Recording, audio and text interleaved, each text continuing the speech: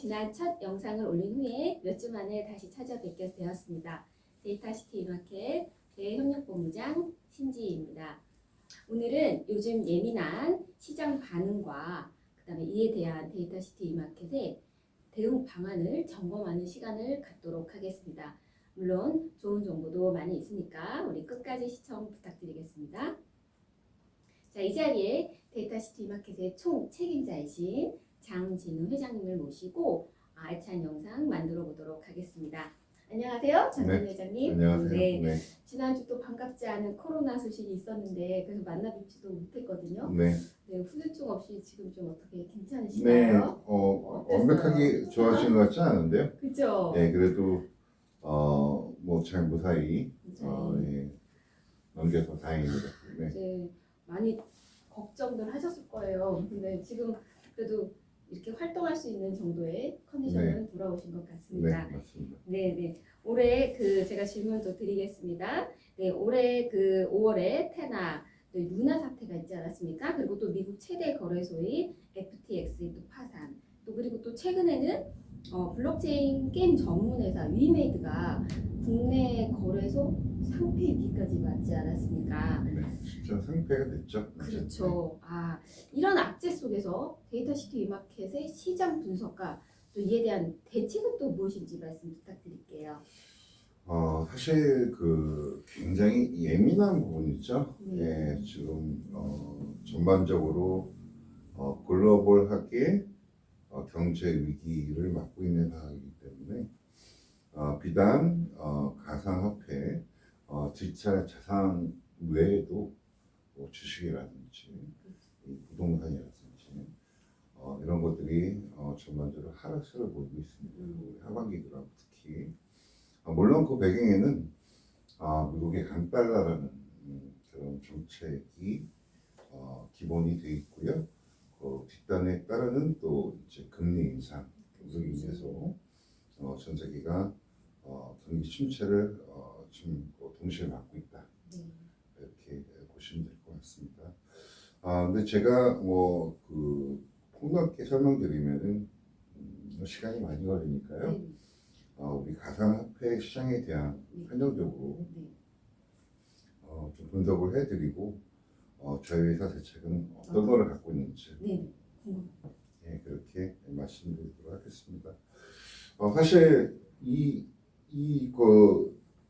오늘 하는 방송은 저도 참 이게 우리 주주분들도 보고 계시고 뭐 주주 아니신 분들도 보고 계시겠지만 사실은 올해 발생될 수 된 이런 사건들을 보게 되면은 사실은 언젠가는 발생될 문제였어요. 네. 첫 번째 루나 테라 사건은 스테이블 코인이라는 어떠한 그런 알고리즘에 기반한 그런 코인의 어떤 문제점이 드러난 그런 대표적인 스테이블 코인의 문제점이 드러난 그런 케이스고요. 두 번째로 FTX 거래소의 파산 신청은 투명하지 못한 거래소의 운영에 대해서 문제점이 드러난 겁니다. 네. 예. 왜냐면 거래소라는 것은 엄청난 수익 모델을 갖고 있기 때문에 근데 거기에 문제점은 뭐냐면은 특히 이런 센트럴라이즈된 그런 중앙 집중식 거래소는 고객의 돈을 예치를 한단 말이에요. 그렇기 때문에 상당히 투명하게 운영돼야 됩니다. 그렇죠. 네. 그래 안심을 하겠죠. 예, 그렇죠. 근데 FTX 같은 경우에는 그 고객의 자금이 본인의 어떠한 설립된 회사에 지원금으로 나간다든지 어디로 흐르는지 모르겠어요. 네, 그런 것들을 투명하지 못했어요. 그러면서 바이낸스라는 회사 문제 다툼이 일어나면서 전면의 문제점을 드러났고 향후에는 그것이 문제가 되었고 파산에 이르게 되는 결정적인 계기가 되거든요. 그래서 그런 측면으로 봤을 때는 거래소의 투명성 부분이 강조된 사건이다. 그러네. 네. 그리고 세 번째로 이제 위믹스 위메이드라는 회사가 발행한 위믹스라는 코인에 대한 생태 부분은 사실 이거는 지금도 갑을 방문이 굉장히 심합니다. 네. 그러니까 뭐 거래소에 우리나라 거래소 연합회가 닥사라는 데가 있거든요. 네. 근데 닥사의 어떤 좀 횡포는 아니냐, 갑질 아니냐. 아, 네네. 네. 그런 의견이 한 반 정도 되는 것 같고요. 또 한편으로는 또 뭐 위믹스라는 코인이 초가 발행한 부분에 있어서 원천적으로 문제가 있었다. 아, 초과를 발행. 아, 네. 그러니까 백서에 표기된 네. 것보다 백서보다. 그러니까 공시한 것보다 더 많은 게 유통됐거든요. 아, 네, 그래서 이런 것들이 이제 갑질이냐 아니냐 이런 거에 대한 있지만 어쨌든 중요한 거는 추가 발행을 해서 수정을 했지만 그 과정에 있어서 문제점이 있었다면 분명히 인정할 수밖에 없을 것 같아요. 네, 그래서 그 앞으로 이게 주는 교훈이 뭐냐가 중요하겠죠.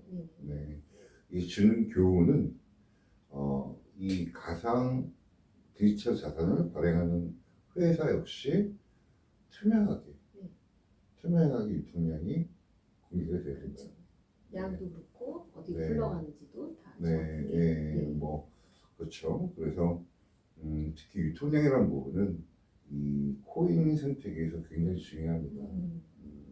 유통량이라는 부분은 주식하고 다르게 유통량에 의해서 유통량 곱하기 코인 갖기 그 회사의 기업 가치를 평가를 하거든요. 네. 그래서 약간 주식하고는 다릅니다만 그런 측면으로 봤을 때는 이것도 하나의 반면 교사가 될 수 있겠다. 네. 그래서 시장이 정화되는 과정이다. 아, 지금 네. 정화가 필요한. 그러니까 이게 정화라는 게 두 가지가 가능하거든요. 그러니까 정화라는 게 정부 당국에 의해서 시장 정화되는 방법. 규제죠. 그렇죠. 네. 쉽게 말해서 규제에 의해서 시장이 정화되는 게 있고 또 한 가지는 디지털 자산 업계 스스로 정하는 노력이 더 중요합니다. 자체적으로. 네, 그렇죠. 네, 그래서 거래소는 거래소다. 그다음에 이거를 발행하는 주체 역시도 투명하게 운영하려는 의지가 상당히 중요하다. 네, 그거를 꼭 강조하고 싶고요. 거기서 저희 그 데이터시티 이마켓은 뭐 저희 회사가 이제 뭐 투명하냐 불투명하냐 그런 부분에 있어서 이렇게 궁금해하시는 그렇죠. 분들이 많으실 그렇죠. 텐데요. 그게 가장 네네. 중요하죠. 정확하게 저희는 유통량하고 이런 것들이 다 이렇게 상장사에 가게 되면 다 오픈하게 되어 있습니다. 그래서 그런 부분에 있어서는 투명하다. 투명하다고 이렇게 자신 있게 말씀드릴 수 있고요. 그 다음에 더욱더 이런 글로벌 위기 속에서 그러면은 그런 질문들을 많이 하세요. 이 가상화폐가 이런 위기면은 이거 없어지는 거 아니냐? 그렇죠. 불안하시죠. 예, 이거 투자 계속 해야 되느냐 말아야 되느냐? 네, 맞습니다. 그런 질문이 제일 많을 겁니다. 맞아요. 저 또한 궁금합니다. 그렇죠? 근데 앞으로 세상은 이 가상 공간에서 이루어지는 것들이 국경 없이 이루어진단 말이에요. 네, 그렇죠. 그래서 법정화폐의 불편한 점을 덜어주는 역할을 해주는 게 디지털 자산이에요. 네. 법정화폐의 단점도 보완해주고. 그렇죠. 보완해주고. 그러니까 법정화폐는 법정화폐대로 유지가 되고, 그다음에 가상화폐 시장은 가상화폐 시장대로 유지가 되는 겁니다. 네, 그래서 상호 보완적인 그런 관계로 발전할 것이다. 그게 중요해요. 상호. 네, 그렇죠. 뭐 한쪽이 완전히 죽거나, 치우치지 않게. 네, 그거는 또 왜 그러냐면 그 판단은 소비자가 하는 거거든요. 네. 네. 예, 소비자가 하는 거기 때문에 물론 장단점이 뚜렷하죠. 그렇죠. 네, 장단점이 뚜렷하기 때문에 네. 그런 보완제 역할을 할 것이다. 네. 네, 예, 그렇게 저는 시장을 분석하고 있기 때문에 지금 암호화폐 시장이 굉장히 우울하지만 네. 이게 암호화폐 시장만 우울한 게 아니라 전반적인 자산 자체들이 다 우울한 그렇죠. 상황이기 때문에 맞아요. 네, 하지만 이 시기를 잘 극복하면은 암호화폐 시장은 지속적으로 활성화될 것인데요. 다만 제가 이제 그거는 꼭 말씀드리고 싶어요. 그러니까 코인의 옥석을 가려야 된다. 옥석을 가리자. 네. 네, 그 작업은 반드시 가야 된다. 네. 라고 저는 생각을 하고 있습니다. 네. 그러니까 옥석을 가려면 뭐가 필요하겠어요?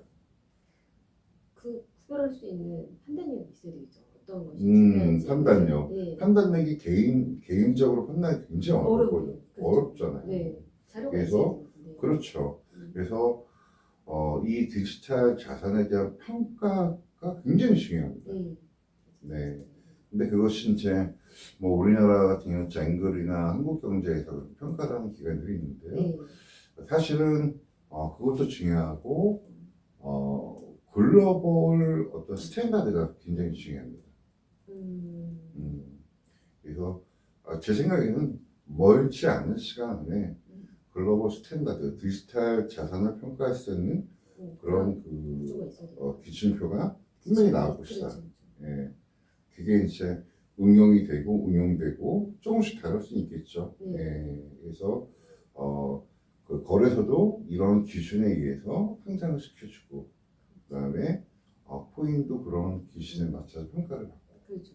예, 그런 객관적인 그런 그죠. 누가 봐도 객관적인 지침표가 네, 있고, 뭐 완벽할 수도 없겠죠. 네. 예, 약간의 동의되는 틀이 있다면 훨씬 우리 소비자들이나 우리 주주님들도 보기에 쉽지 않을까. 네, 네, 쉽지 네, 않을까. 맞습니다. 네, 그리고 조금 안전한 투자를 하실 수 있고 그리고 불안해하지 않을지 않을까. 또 네. 그런 생각도 들어요. 네, 맞습니다. 네.